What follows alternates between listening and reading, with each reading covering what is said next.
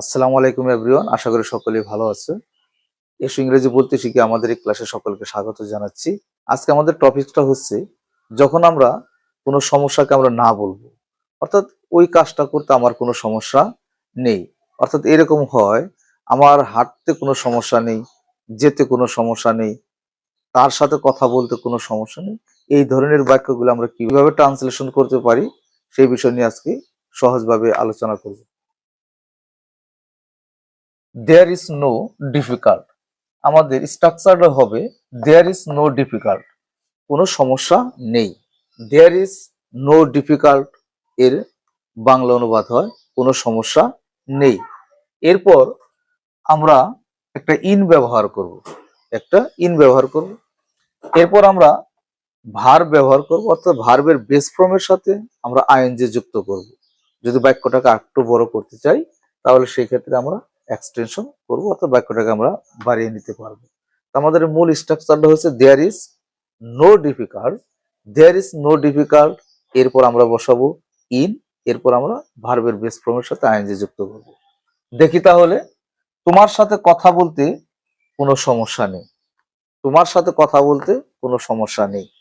এই কথাগুলি আমরা সচরাচর বলে থাকি যে তোমার সাথে কথা বলতে আমার কোনো সমস্যা নেই, অর্থাৎ তাহলে কোনো সমস্যা নেই, সেক্ষেত্রে আমরা ব্যবহার করব দেয়ার ইজ নো ডিফিকাল্ট। তোমার সাথে কথা বলতে আমার কোনো সমস্যা নেই, তাহলে এই ক্ষেত্রে আমরা শুরু করব দেয়ার ইজ নো দ্বারা। There is no difficult, there is no difficult, এরপর আমরা স্ট্রাকচার অনুযায়ী আমরা ব্যবহার করব ইন, এরপর আমরা ভার্বের সাথে আইএনজি ব্যবহার করব। তাহলে আমরা জানি কথা বলা ইংলিশ হচ্ছে টক, টকের সাথে আমরা কি ব্যবহার করব? আইএনজি ব্যবহার করব।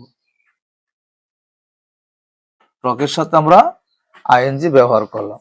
দেয়ার ইজ নো ডিফিকাল্ট, কোনো সমস্যা নেই, ইন টকিং, কথা বলতে তোমার সাথে, তোমার সাথে আমরা জানি সাথে ইংলিশ হচ্ছে উইথ, তোমার অর্থ হলো ইউ, অর্থাৎ তোমার সাথে কথা বলতে আমার কোনো সমস্যা নেই। আশা করি সকলে বুঝতে পেরেছ। দ্বিতীয় বাক্যটি হচ্ছে গাড়ি চালাতে কোনো সমস্যা নেই, অর্থাৎ আমি যে ড্রাইভিং আয়ত্ত করেছি এতে গাড়ি চালাতে কোনো সমস্যা নেই। তাহলে কোনো সমস্যা নেই স্ট্রাকচার অনুযায়ী কি আসে? There is no,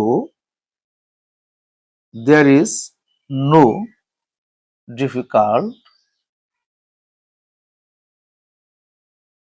there is no difficult, এরপর আমরা স্ট্রাকচার অনুযায়ী ব্যবহার করব in, there is no difficult, এরপর আমরা ব্যবহার করব verb, there is no difficult in, এরপর আমরা ব্যবহার করব ভার্ব, সাথে থাকবে আইএনজি। তাহলে এখানে ভার্ব কোনটা? চালানো। তাহলে চালানো ইংলিশ আমরা জানি ড্রাইভ, ড্রাইভের সাথে আইএনজি যোগ হবে, তাহলে হবে ড্রাইভিং, ড্রাইভিং। কি চালাতে সমস্যা নেই? গাড়ি, ইংলিশ হবে কার, অর্থাৎ গাড়ি চালাতে কোনো সমস্যা নেই। There is no difficult in driving car, there is no difficult in driving car. আশা করি বুঝতে চেষ্টা করছো সকলেই। তাকে পড়াতে কোনো সমস্যা নেই, তাকে পড়াতে কোনো সমস্যা নেই, অর্থাৎ আমি তাকে পড়াতে পারবো, আমার পক্ষে থেকে কোনো সমস্যা নেই। তাহলে তাকে পড়াতে কোনো সমস্যা নেই, কোনো সমস্যা নেই, তাহলে স্ট্রাকচার অনুযায়ী আসবে আমাদের there is no difficult, no difficult, এরপর আমাদের স্ট্রাকচার অনুযায়ী ব্যবহার করব আমরা ইন, এরপর ভার্বের সাথে আইএনজি যুক্ত করব। তাহলে পড়াতে ইংলিশ আমরা জানি টিচ, তাহলে কি হবে? Teaching,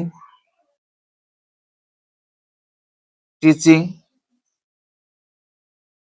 there is no difficult in teaching, there is no difficult in teaching, পড়াতে কোনো সমস্যা নেই তাকে, তাহলে আমরা ব্যবহার করতে পারি হিম।